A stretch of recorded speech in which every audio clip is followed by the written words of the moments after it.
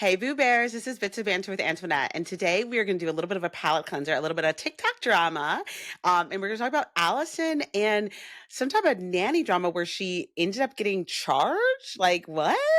What? But before we get into it, make sure you subscribe because we are on our road to 1K. I'm super excited, to make sure to subscribe because you do not want to miss this Bits of Banter from me. Let's get into it. This is Allison. And she's a nanny, and she's just made like a 5-part series called Lesson Learned. I've not watched the whole thing because I wanted to give you guys like my real reaction. So let's just start watching and let's get into it. It's officially been over a decade since the family I nannied for decided to press criminal and civil charges against me, and I wanted to share my story in Okay, so she's coming in hot. She's coming in hot. Criminal and civil charges. Okay, okay, okay. All right, let's continue. Let's continue. the hopes that any other nannies out there can see the red flags that I missed. Back in 2010, I got my first full-time nannying job with this particular family. They had a 6-month-old son. The mom was an overnight nurse, and the dad at the time was unemployed. Found this family through First red flag. First red flag. The father is unemployed. Okay. a local nannying agency. I had about 2 interviews with them and everything seemed fine. They seemed very normal. They weren't like helicopter parents, which was what I was looking for. And then they decided to hire me, which I thought was great.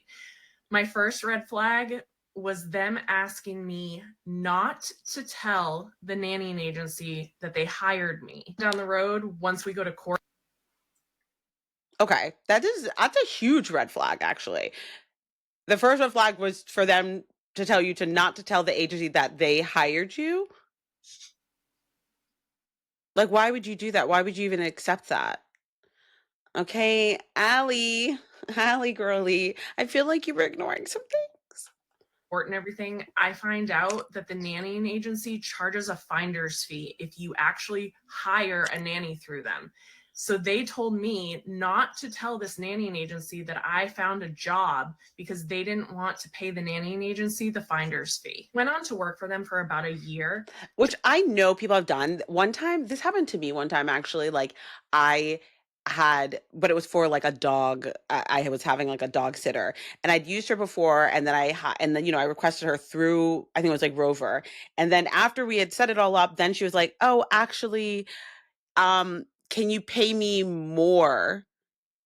Like, she later on wanted to be like, "Can you pay me more than what was on there because I actually don't get the full amount?" And I was like, what? Like, it just was like really weird. And then she wanted me to cancel it. And at that point I was like, I think like we could talk about that in the future, but since I already did this, it just kind of feels weird. And it feels weird that you were actually meaning to give you more money. I feel like if you had like told me from the beginning, then like I obviously would have done it, but I already paid through Rover.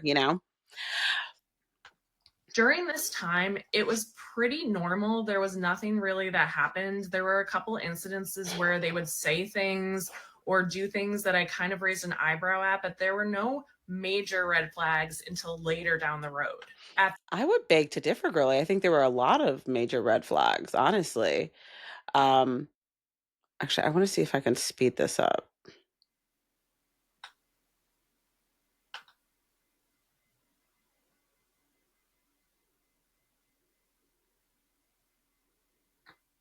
I guess I can't. Okay. Never mind.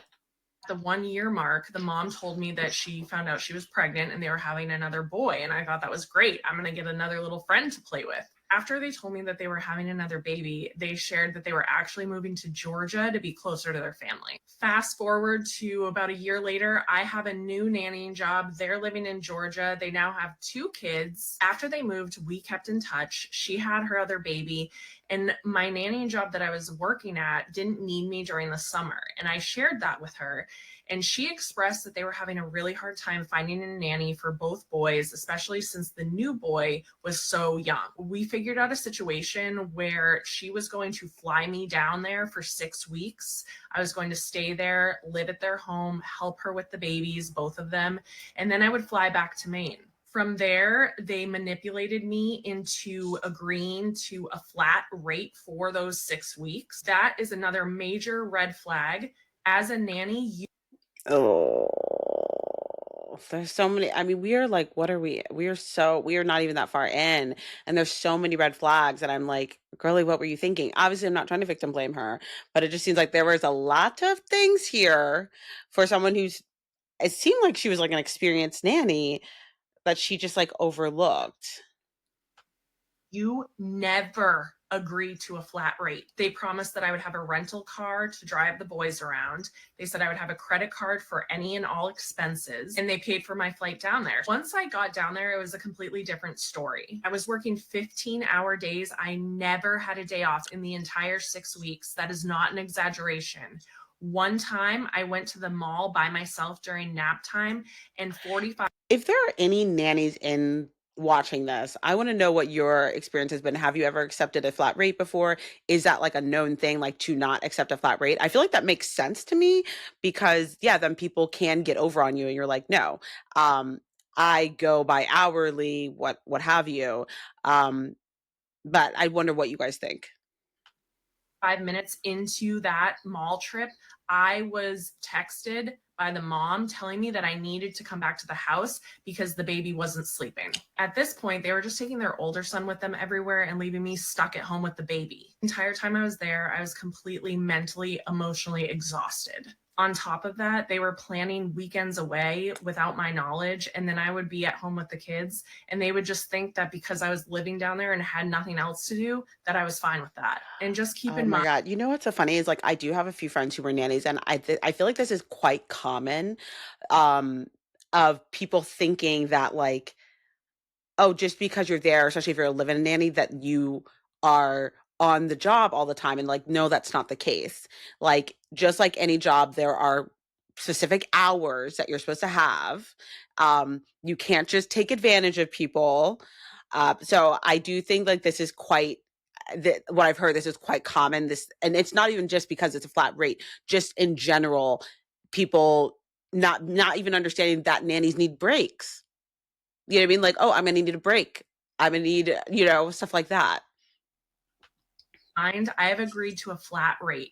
So I'm not being paid extra for any of this. So never got me a rental car. So I only was able to use the parents' cars, but they were always at work. Since they paid for my plane ticket, I didn't find out until I got down there that they only bought me a one-way ticket and I had no date to return home. Fast forward to the end of the 6 weeks, it's What time. do you mean you didn't find? See, this is the part that I feel like is a little bit her fault, a little bit, because I'm like, why didn't you? What do you mean you just found out they bought you a one-way ticket? Like, why don't you have that information? Like, I need. You know what I mean? Like, they're obviously you said that you were going to work for her for 6 weeks. How is there not an end date? And then you needed to have your ticket home, right?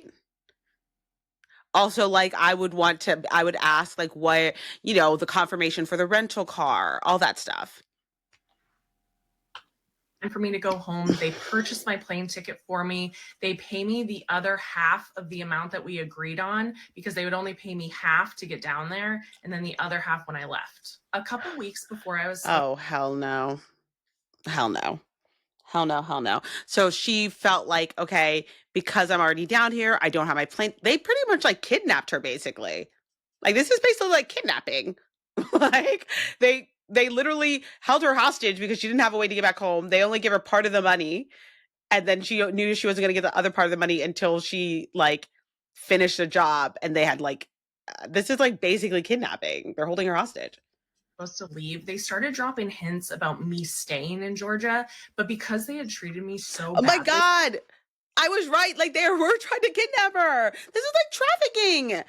Nanny human trafficking. I was not having that. I let them know that I would be returning to Maine and that I would be going back to my other nannying job since school was about to start and they were going to need me again. Obviously, they weren't happy with this because I had been with them all summer. Regardless, I flew home and started living my life again. A couple weeks after I'd been home, the mom texted me telling me to call her, and all hell broke loose after that. All of a sudden, I wasn't allowed to use their credit card. They never gave me permission to use their credit card, and the charges on there were outrageous. Shock. Oh my God. But did you get this in writing? Did you get, oh, this is why, oh, did you not get it in writing that all these things were agreed upon? I can't. I had no clue what she was talking about, and I was so confused. Next thing you know, I'm standing in a courtroom with a judge in front of me. After the criminal case was over, only a little while later, they filed a civil suit against me. I was just like, I'm done with this. It's time for me to get a lawyer. Even my lawyer was like, Wait, how did you not get a lawyer in the first? Girlie, Allie. Is crazy. Once my lawyer reviewed my criminal case, he was like, yeah, this is what's happening. We are going to sue your court appointed lawyer for malpractice. We're going to get these charges dismissed. And then we are going to countersue the family for fraud, malicious prosecution, and interfering with business relations. That last Yes. Okay, so she got getting a good lawyer. Okay, Allie. Okay, Allie. Allie wasn't playing games anymore. Okay, Allie was not playing games anymore. She was like, hell to the flippin' no. I'm done with this. And her lawyers that she picked was a tiger. Love it. part got added because she called my employer, told her several lies, and got me fired from that nannying job that I had here. She also lied to the nannying agency here, as well as care.com, and got me removed from both services. I know that's a lot to share. I have Uh,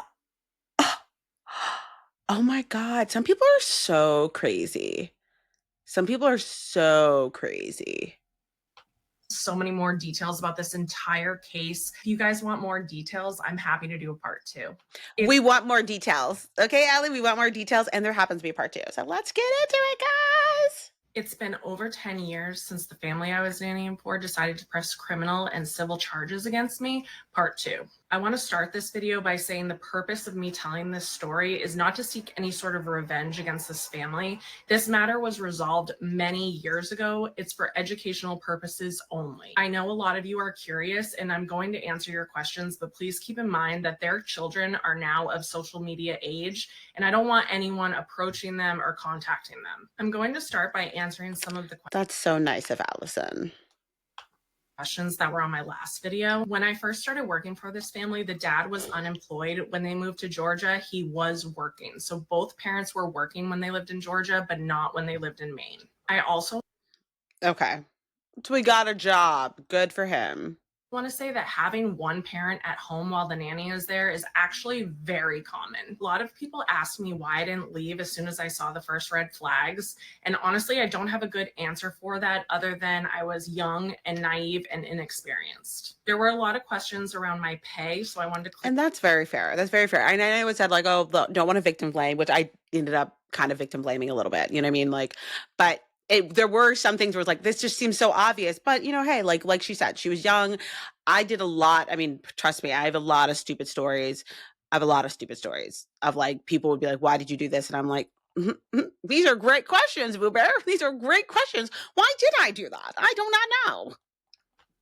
Clear that up. When I said flat rate, what I meant was that we discussed that I would be working 20 to 25 hours during that 6 weeks, and we agreed on a total cost for those entire 6 weeks.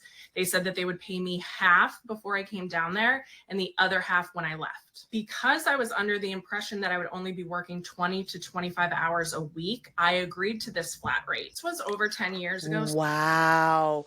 So they told her that she was going to be working 20 to 25 hours a week, and she was ended up working 15-hour days. That's so illegal. So I can't remember the exact rate. I just remember that it was 2 payments of $300 something. So my attorney and I worked out. Oh my God. It was 2 payments of 300 something dollars. So for 6 weeks, she only got $600? What? What? Oh my God, Allie, girly pop. No. The math, it wound up being something around the lines of like $17 a day. My only breaks were nap time and bedtime. I also want to clear up the mall story. I asked the mom if I could take her car that afternoon. That is insane. $17 a day?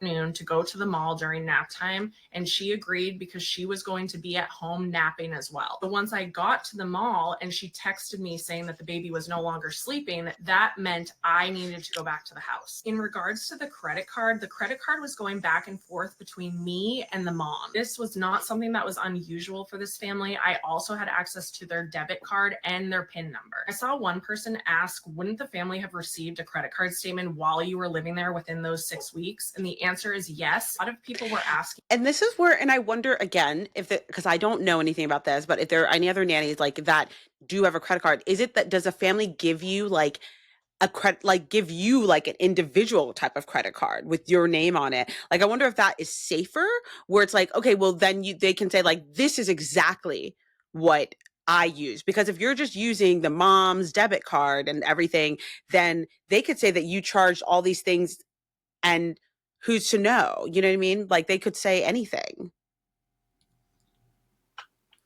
Why they would sue me after pressing criminal charges against me. And my only response to that is that the criminal case did not end how they thought it would. In my last story, I said that there weren't a lot of red flags until down the road. My family and friends reminded me of two specific stories. When they were in Maine, I was staying with the mom for the weekend while the dad was traveling. The mini Reese's Unwrapped had just come out. Keep in mind, this was back in 2010. Because I was going to be at their house all weekend, I brought the bag of Reese's Unwrapped with me. Showed both of them before her husband left for the weekend. We all tried them, and then I thought that was the end of it. So the next day, I finished the bag of Reese's Unwrapped and I throw it in the trash. Fast forward to the next day, mom was doing something, I can't remember exactly what it was, but she had asked me to check her phone because she had heard that her husband had texted her. When I picked up the phone to read the text message to her, I immediately saw their previous messages where she sent him a picture of the Reese's Unwrapped bag in the trash with the caption, "She ate the whole thing." I scroll down. I mean, they were her Reese's Unwrapped. She can't eat the whole thing. Oh my God. These people are crazy. These people are crazy. I mean, like, so she shared with you something that was hers, and then she finished it, and then you had a problem with it? Fuck's out of here. A little bit further, and there's a picture of the nutrition facts on the back, and then a couple comments about the sugar content. People are going to ask me why I didn't say something to her then or just quit then. It was a full-time nannying job. I was naive. I didn't have any experience. I really don't have any excuse. Another time, she invited my boyfriend and I over for dinner with her and her husband. They had had a few drinks, and the conversation was getting a little more casual than I was used to with them. At one point, the mom starts telling the boyfriend how lucky they are to have found me. She then said something along the lines of, "I didn't want to hire you because of the way you look, but as soon as I saw how tall you were, I knew my husband wouldn't be attracted to you." That's all I have. Oh my God. I knew as soon as I saw how tall you were, I knew my husband wouldn't be attracted to you. That is so gross. And the thing is, you know what? She was young. I know that there's a lot of things that like I've accepted when I was younger that like I didn't know how to respond to. And so like I get it, like where it's like some things are so shocking and so like that you just like you kind of just become like a deer in headlights. And I feel like that's kind of what happened with her. That is so unbelievably gross. Have the emotional energy for today. If you guys want more and you want me to talk about the criminal case in part 3, just let me know. We do. Allison, we would like to talk about the criminal case. So far, okay, so far we've heard that pretty much these people are unhinged. They sued her for using a credit card that they told her that she was going to use. They pretty much kidnapped her and held her hostage in this other state by only buying her a one-way ticket, only giving half of the money. Then they sue her later. Then also there was like sexual harassment basically, and saying that like, oh well, like because you're tall, like I was fine with it, but before I didn't want to hire you because like the way you looked. What? What? What? And then also then trying to fat shame her for like eating things that she bought. Okay, I can't. I literally can't. Let's move on to the next. It's officially been over a decade since the family I was nannying for decided to press criminal and civil charges against me, part 3. A few weeks after I left Georgia, the mom called me saying that I never had permission to use their credit card and that she would be pressing charges against me. She then told me that I needed to immediately contact the Even though she did have permission to use a credit card. And this is the part that I was telling you before, where I was like, I wonder about like, if there are nannies out there who like, okay, who do use the whole credit card thing, who do that, um, if there is a thing where it's like, okay, no, do you, what's the word for it? Like, do you have a separate credit card? Like, do they give you a separate credit card so they know like exactly, okay, you charge this versus they did? You know, it just seems like that would be safer. the police and to never speak to her again. After that phone conversation, I immediately contacted the police, and that was probably the biggest mistake I made in this whole situation. Because I was describing my side of the story, I wound up giving them the information they needed when I admitted that I used the card and I admitted that I signed for credit card purchases at the store. A few weeks later, I was learning the details of my case and I learned that they were seeking jail time. A couple months later, Interesting. Interesting. I would not think that that would have been the mistake, is calling the police. But yeah, I guess just get a lawyer. Like, why would you call the police? Just get a lawyer. I finally had my first meeting with my court appointed attorney. We met for about an hour, and when I left, I was feeling extremely hopeful. This is the part of the story where I carry a lot of shame. However, now that I'm older, I understand that young Allison did not know what was going on or what she was doing. My court appointed attorney then informed me that really the only way for me to avoid jail time was to accept a deferred disposition, which required me to plead guilty to a felony charge, pay a very small amount of restitution, and have no criminal conduct within the 2-year period. At the end of the 2 years, I would end up with a guilty plea and a conviction for a misdemeanor, and that would be on my record for the rest of my life. Since I Wow. Her attorney really was not on her side. Her attorney was really not on her side. This is so crazy. I mean, where's her parents? There was like no one there to help her, like guide her. I feel so bad for her.